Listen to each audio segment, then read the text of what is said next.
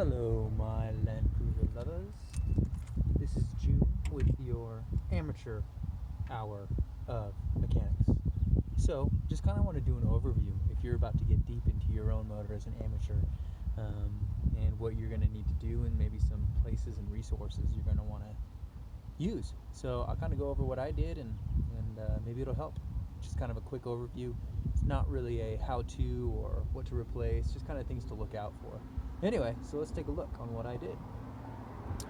So I did take out my radiator, I replaced belts, I took out my fan, my shroud, replaced all of my radiator hoses, replaced one of the couple of vacuum lines, gaskets. I took out the valve cover, replaced that gasket. I also replaced my water pump, and I replaced my heater valve, and there's a lot that goes into it. And I was trying to get to my oil pump cover, which is this right near that pulley, but my pulley crank bolt just wouldn't come out. So anyway, in terms of just kind of what you want to do or what you're looking for, you're gonna have to remove your grill, your lights. Makes it a lot easier to remove all that, your battery holder. Your hoses are going to be kind of a pain. There are 3 of them that you want to replace. You have to get rid of all your fluids. You're going to want to take out your oil. You want to take out your radiator fluid, obviously. You have to take off your entire manifold or your air intake. And then obviously your throttle body, all those hoses. I didn't actually take out the entire, I left like my cable, my throttle cables and cruise control and all that. I left that in.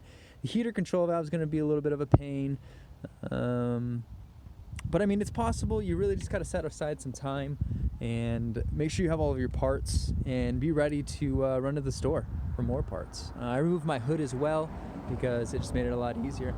There's my wife, who probably hates all the work I do on my truck, but I do have a new sticker. I'm going to put the 1SZFE. I was going to paint it, but because of time, I didn't have time to paint it. But I did take this off. I cleaned it out. There are some, I think they're called spark plug, like seals that go around at the top here that are attached to your valve cover. These are aluminum, so I didn't torque it down heavy at all. These do, I don't know what these were for or what they're for, but these do come out and you have to reseal them with a gasket maker, which I did. I also did my distributor O-ring, which is inside of here, and you got to make sure that you're top dead center. If you're not going to take off your valve cover, there's some cool numbers right here. I don't know if you can see that engravings right there. It says 1510 50. I think that's actually for knowing if you're top dead center, because you have to be top dead center if you're going to take out your distributor, because your O-ring is inside of here. There's one bolt that connects that to the back here. You just pull that out, and there's actually a little I guess marking of where the center is. It's almost at like 11 o'clock. And O-tram goes over this, so you can do that, but you got to pull it out that way, and you got to make sure that it goes back the same way, or else it's not going to fire properly.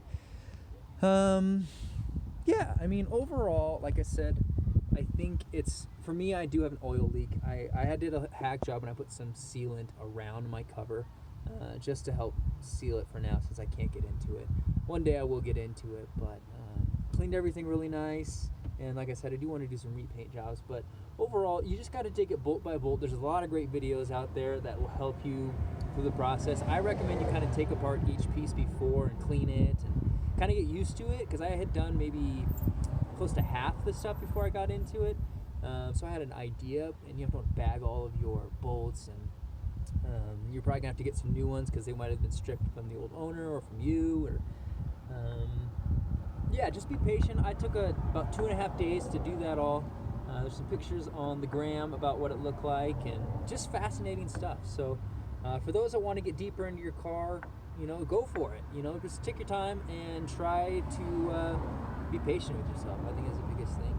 And if there's something you don't like, you can always figure it out. Like this vacuum hose right here. It's not factory. This is the factory one, but just this hose alone is 30 bucks. I think it's kind of pointless to sell this at Pep Boys. They're actually gas lines, but they work perfect. I got some other clamps. I'm not trying to make it look ghetto or nothing, but I think it looks awesome. So get out there and love your cruiser. Later, guys.